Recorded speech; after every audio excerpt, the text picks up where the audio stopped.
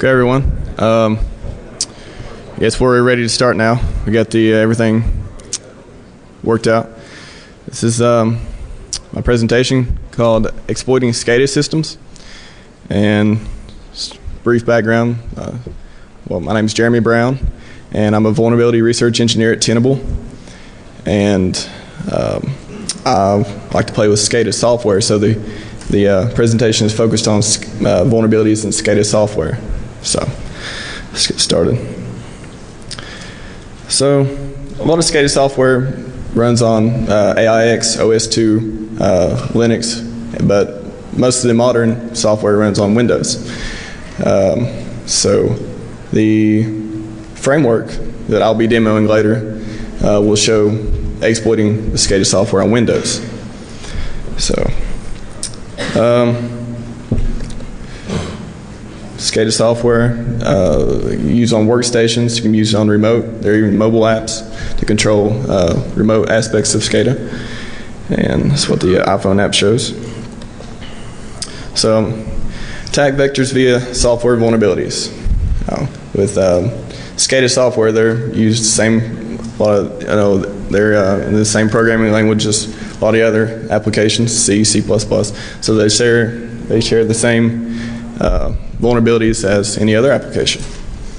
So whether that be client-side attacks from the web browsers, click on a malicious link, anything like that, whether it's not patched, email, or even malicious servers attacking clients, SCADA clients, and things like that. Also server-side attacks from the internet. If the SCADA software is connected to the internet, it's vulnerable as just anything else, or the internal network if it's firewalled or not accessible by the internet. So I'm just going to skip through just some of the brief introduction. Clickjacking, I thought that would be funny. You never know, maybe it's vulnerable to clickjacking. You never know.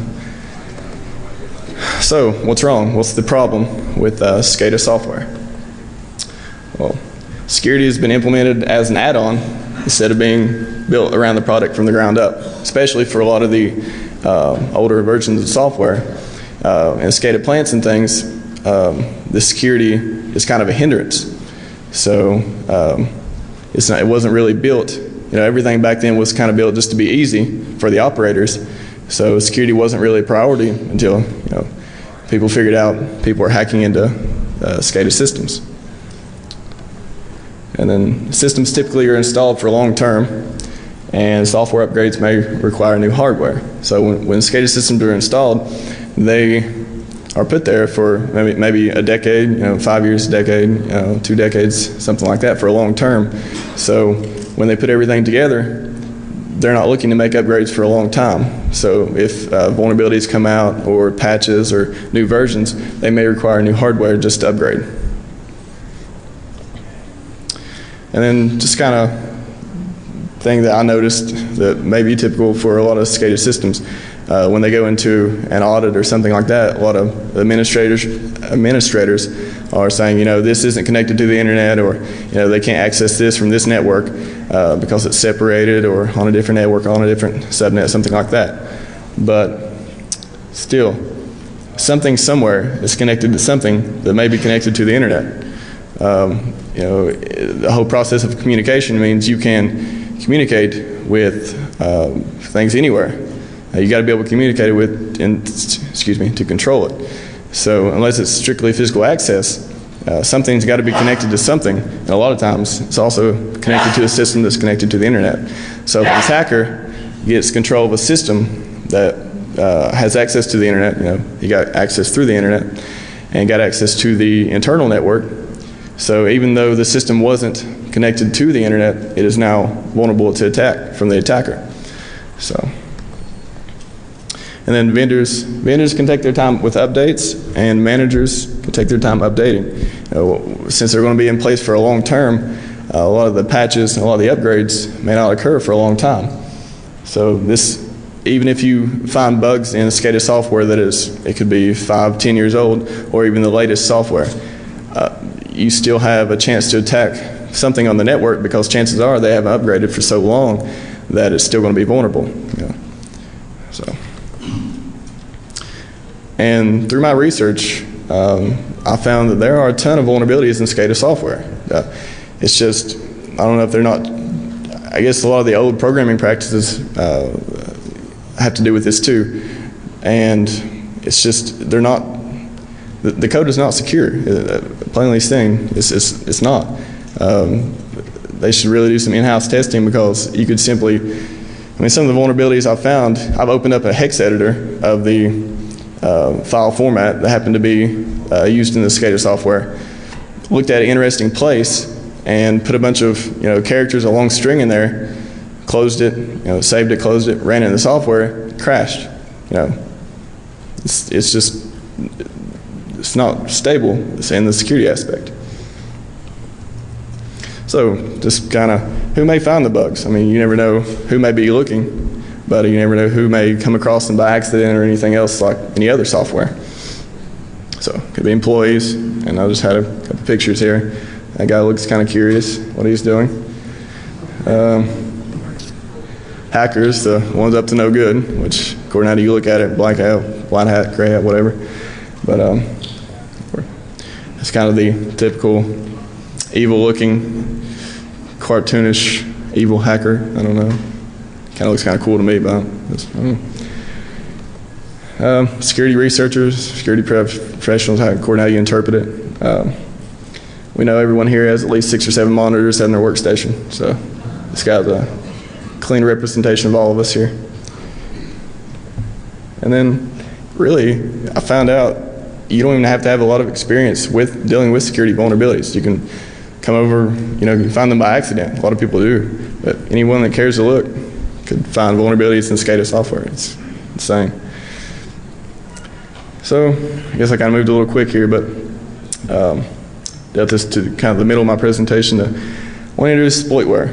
Exploitware is, well, I started out, I was finding all these vulnerabilities in SCADA software, and I was like, well, what am I going to do here? I kind of, I thought about writing Metasploit modules for them, to deal with the exploitation part, which is great. You can interchange payloads, you can, host, you guys are familiar with Metasploit, you know what it can do. But I was like, well, kind of bored, so maybe I want to start a project here. And never really wrote a framework before, not in this sense, not a penetration testing framework. So I was like, well, I had some code I could reuse and start on a new project. And I was like, well, I want to learn some stuff too. So I just basically in my spare time created exploitware.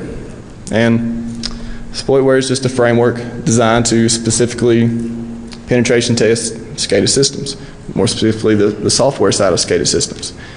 And I've used it I haven't used it, of course, in any protection systems. I just used it in my lab with my test systems.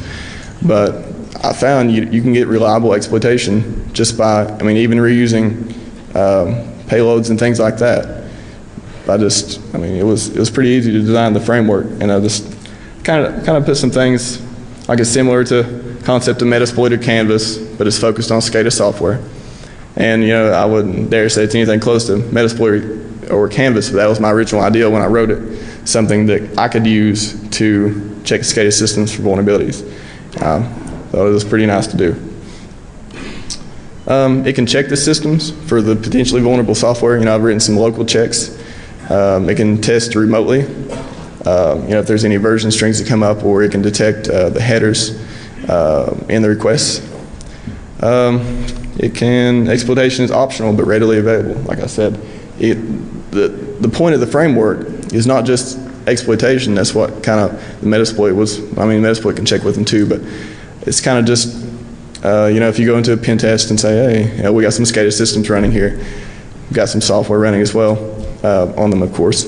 What can we find out that's vulnerable, and what can we see, what can we exploit too? So it has checks. It's also kind of added in an auto-pwn feature, which I thought is pretty necessary for any exploitation framework. It's pretty cool to do. You can just hit the -A and it'll go through and check for all the vulnerabilities it has in the database, and if it finds any, it'll exploit them.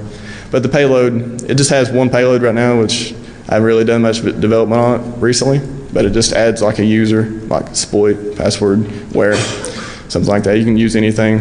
You might have to adjust the exploit for some of them, but anyways. But like I said, the point of it's not just for exploitation. The point of it is to, it has local checks, remote checks. It can, just a brief way you can check the SCADA environment for anything that may be vulnerable. But the exploits are 0-day, and I haven't worked with any of the vendors yet, but I plan to in the future. But for this, they're just kind of let you know, kind of the post-audit. The pre-audit would be, before they shipped it out. I kind of do like the post-audit, like the vulnerability research with them and see, what exactly is vulnerable. And everybody loves 0-day. And the methods I use for identifying the vulnerabilities. I went from manual testing, like I said, some of them actually, when I first started looking at them, I just wanted to look at the file format briefly, through a hex editor or something, before I dug into it deeper.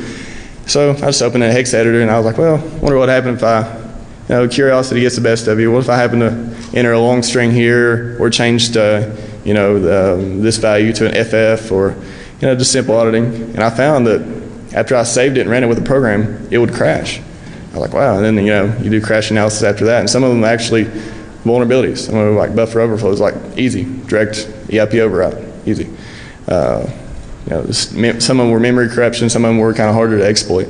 Different kinds of memory corruption, maybe pointer corruption or something like that. But it was really easy with the manual. That was manual testing. And fuzzing, of course, and any file format fuzzer can set it up to run the application, log the crashes, things like that. So I didn't actually use much fuzzing for the exploits in exploitware. It was just too easy. Like I didn't even need to. Like I found a number of vulnerabilities just by manual testing, just playing with it. That's how easy it was to exploit. And then some was reverse engineering. I don't know if you guys seen, SCADA kind of dropped my 0-day a few months ago. I was reverse engineering the EDS file format. And I just kind of went through a brief example. It actually gave me the error messages. I didn't even have to reverse it. It would actually give me the error messages to properly format the file. And then I went into, after I seen that, I was like, I don't think it's giving me everything, so I wanted to reverse it and see what other options were available. So I went through and done that, and I found a bunch of, same buffer was vulnerable, to a bunch of, it was, I think, a Unicode buffer overflow. So I just went through, found it, and then I didn't really post any details yet because I hadn't contacted the vendor or anything. And I just kind of wanted to do an example of, kind of black box testing and then going into reverse engineering. And then somebody, apparently, I guess it was my fault too, they knew what the EDS file format was, they knew what programs used it in SCADA. So they, SCADA, I guess somebody contacted SCADA and told them about it, and they dropped my 0-day and stuff, but it happens. Excuse me. Okay, so that was the methods. It was really, I didn't use that much reverse engineering just because it wasn't necessary. I like to reverse engineer just to do research sometimes, but most of the vulnerabilities came from manual testing, like manually changing variables in the web parameters, or changing file formats, or just connecting to the server and sending a long string. Like the exploit I'll be demoing today, actually the vulnerability is I guess on receive. It just receives, it doesn't even format the buffer. The vulnerability is in receiving all the data into the input buffer. So I didn't need anything. I basically just connected to the server and sent the long string and crashed. And then I ran it in, WinDB or, Immunity, I can't remember what debugger I was using then, but install, I was overriding some other variables too, and I kind of backed off on my payload a little bit, and then I found out I could get, EIP override. It's easy. So all these bugs were really not challenging at all to find. Some of them, like the integer bugs, were kind of, I don't know, they were harder to analyze and find, I guess, because you can just, manually send -1, negative whatever, or a large value 65536 or whatever, 65535 whatever, and find them. But it's just really easy. And the research and development findings I found, I probably went through the process over, I don't know, 3 or 4 months, just on and off, looking at different SCADA software and finding vulnerabilities. And the findings range from, some of them were remote code execution, or I guess if you look at it in file formats, it'll be local. But if you share the file or something, it turns into remote. Or if you can access it through a web browser, it turns into be remote anyways. And then to denial of service, there was tons of denial of service bugs. Wasn't really that big a deal. Well, I guess it is in SCADA software, but as a security researcher, you really don't look at denial of service of being high profile, unless it's something that takes down like the entire network. But in a SCADA environment, if you crash the server, that's sort of a big deal. And then integrity lost. There was some everybody thinks ActiveX bugs were dead. I even found some ActiveX vulnerabilities led to integrity loss, like overwriting files or changing files, deleting files, something like that. So they were interesting, the findings were, but most of them, half or at least most were the vulnerabilities led to remote code execution. So it's pretty interesting. And so I've talked through to the demo, and I've kind of use a lesser version of exploitware. I only included there was a slew of vulnerabilities, but I only included one and kind of removed some information, so because I didn't want anybody to know. So, but I'll demo that now in a virtual machine. If I can. Hopefully I won't mess up the screen like we had earlier. Let's see. And the application, or the presentation won't crash. I had that happening earlier, but so far so good.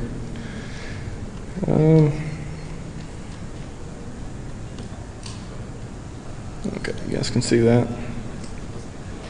Full screen mode. Everybody remember right control, just in case I forget. Okay, so this is just a Windows XP Service Pack 3 box, and just I think this is pretty much default configuration. And I know that it may be different in other environments, but this is just the default. And it's got all patches, all updates and everything current to maybe a week ago when I made this virtual machine. So the exploitware folder, I've kind of dumbed it down a little bit, but basically in the folder, let's see, I'll open up the folder and show you guys real quick. All right, so it's just the exploitware program and just the compiled, binary, and then you got the pack folder, which contains all the exploits in case you want to exploit. So, and there's only one in there. You guys are probably not interested in that anyways, but I'll show you exploitware. It's got the cool little header on it, and then you got -target for the target. And I'm sure you guys can read, but you can get information about the exploit, run the check. You can run a certain check, and I call them SPIDs, just exploitware IDs, which had a different name before I named it exploitware, but still. Excuse me? I don't know how to do that. I'm sorry. What is it?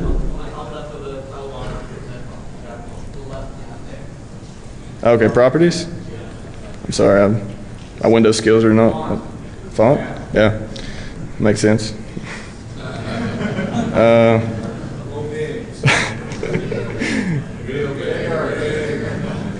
Okay. I'm getting a lesson here myself.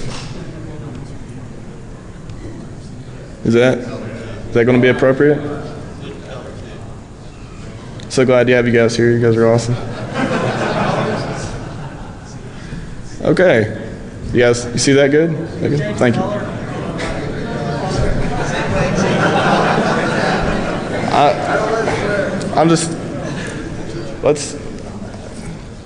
You guys really want me to change the green on black?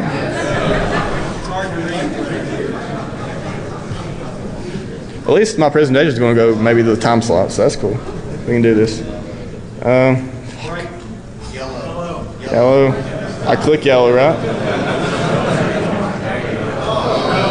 That's not going to be good.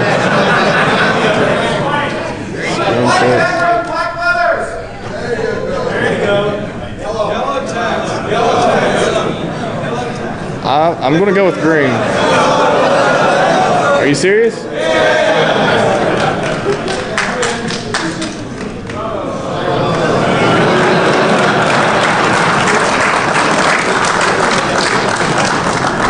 I like the green because it looks cool, but you guys? All right. Yellow, I guess yellow's better on the reading, so. Well, that's, okay, so exploitware. So I'll just do a couple functions of it. Like, I only included one exploit. There's many more than that, but I didn't want anybody to steal my O-Day, so let's do this. Information 1. So it's all kept in a database, and hopefully I NA'd all the stuff I didn't want anybody to know. Yeah, I think so. But I just put it in a flat file database right now, and it just prints out status, 0 day, vendor names. That's not the real vendor name and product title, but I changed that. And then you got vulnerability description, just like a brief thing with it, and the revision. If I added something onto it, 0.1, all that. Made it universal. I think I used a DLL out of the binary that it was included. So easy stuff, but and it's pretty much 100%. I guess I can say 100% reliable. If something messes up. So, and then let's see. I guess I could shit. Excuse me.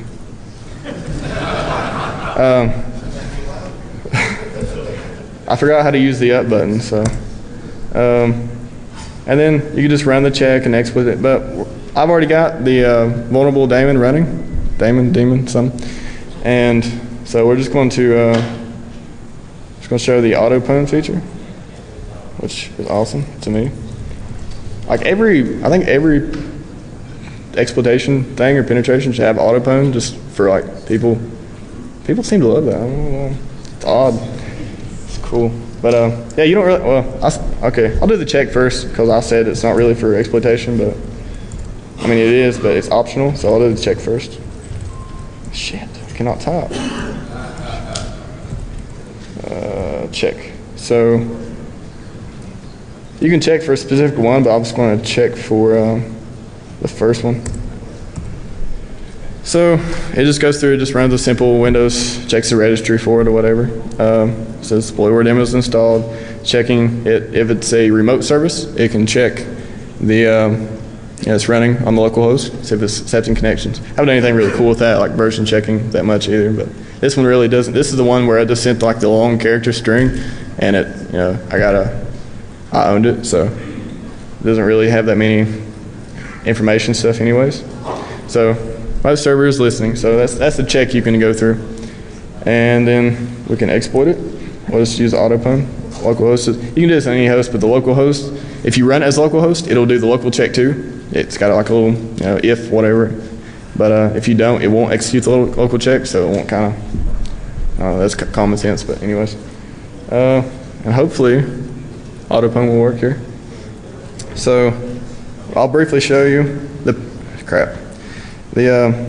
payload is it's going to add a user account, and there should be no exploit account here. Great. So you just see the user and the ASP machine count and the guest. So hopefully that will change very soon. So we're going to autopwn, and it it's just basically just runs a Perl script with the exploit, but I named it .sp because I thought that was cool, but I don't know if it is.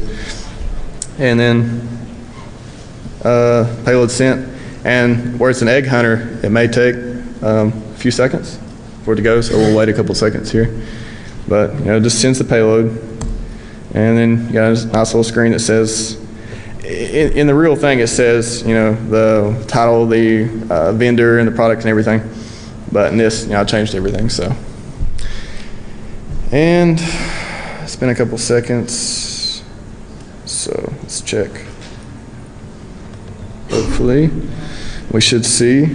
Okay, and we executed the code on the server. And we have a nice little exploit account with the password where. So, yeah, that's the demo of the 0 day I had in server. Thank you.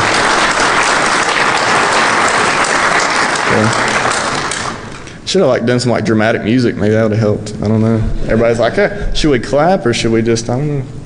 It's 0 day, but I don't have it, so okay. But yeah, so you can put whatever payload you have. I don't currently support more than one right now, which, like I said, it's just a proof of concept framework. And I really haven't done that much dev on it for probably 2 or 3 months, except for getting this presentation ready. I had to change all the stuff. But yeah, I thought it was pretty cool to have my own framework to do that. So it's right control, right? So right control. I don't think I have a right control on this keyboard. Let's use this. Oh, that'll work. Okay. We'll leave it pwned for now. I'll restore it later.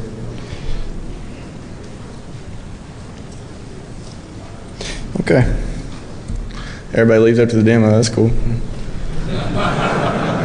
All right. So demo, and I just had to put a few recommendations here. Vendors. I really think you should try to break it before you ship it, because, or it'll get broken after you ship it. It's kind of, I don't know. And for the clients, I mean, I think it would be fair to say to do a security evaluation before you make a purchase, because lots of the websites have free trials and demos for the for SCADA software. You'd be surprised how many you could find out there just by, I guess you could call them and tell them you want to request or something, but I guess you probably have to be in a company to do that unless you just wanted to. But a lot of it's just free downloads. Some SCADA software is just free. I mean, it's probably not that good, but yeah, a lot of it's got free trials, like I'll be showing you in a second. So I just wanted to say SCADA software can be just as vulnerable as your typical download.com application. And everybody knows when you want to own something, you'll go to download.com, download some mom and pop app and own it, which is if you're bored, or if you can own something that's worth it, but whatever. And I just want to show you like a page off the proficiency. You can get a free trial of the DVD program, like this is how you can get the free evaluations. So you can check the software out before you buy it, for the clients, or check it out and find bugs in it and do presentations or something like that. So thank you.